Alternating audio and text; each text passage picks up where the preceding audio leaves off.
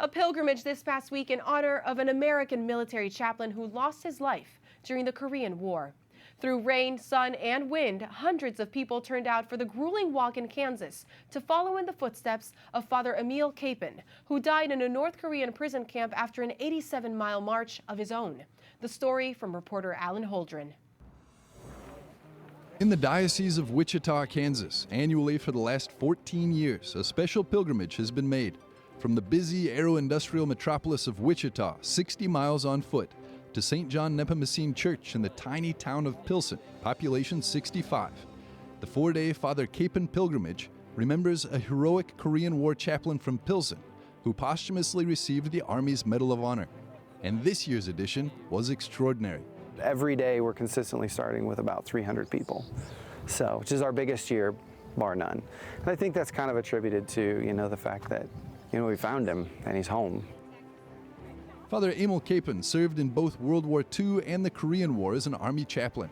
He died in a prisoner of war camp on May the 23rd, 1951.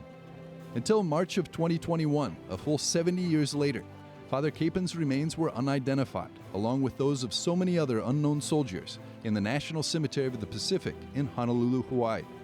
As soon as his bones were identified, plans were made to bring him back to his home state of Kansas. His funeral was celebrated on September the 29th, 2021, and that very day, his remains were finally placed in a tomb with his name on it in Wichita's Immaculate Conception Cathedral.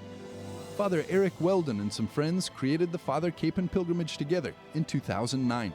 I always think about how many miles he walked to that prisoner of war camp, and I thought to myself about 14 years ago, what if I just do something for 3 days, and he did it for 3 weeks or longer, and he did it in harsh conditions, under threat of death, with no food and bitter cold. Surely we can do something here in Kansas to commemorate him and who he is. Today, people of all ages from all over turn out, and for many, once they come once, they keep coming back. I have not done this pilgrimage before. It's my first time. This is my 7th year of doing it. Of course, the last 2 years I haven't come because of the COVID. I've done this pilgrimage 8 times now. And we signed up with this a couple of years ago.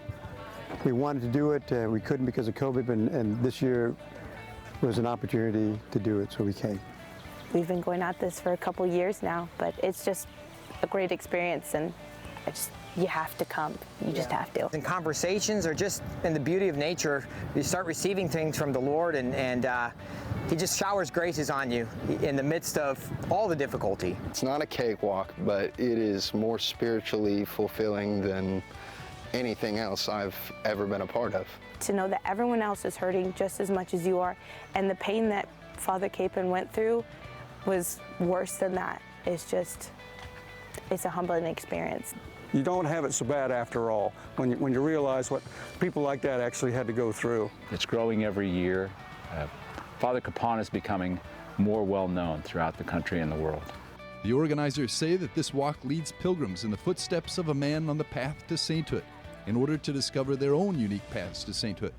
As they walk this path in Father Kapaun's memory and honor, one thing is for sure, they're seeking the holiness they see in his example.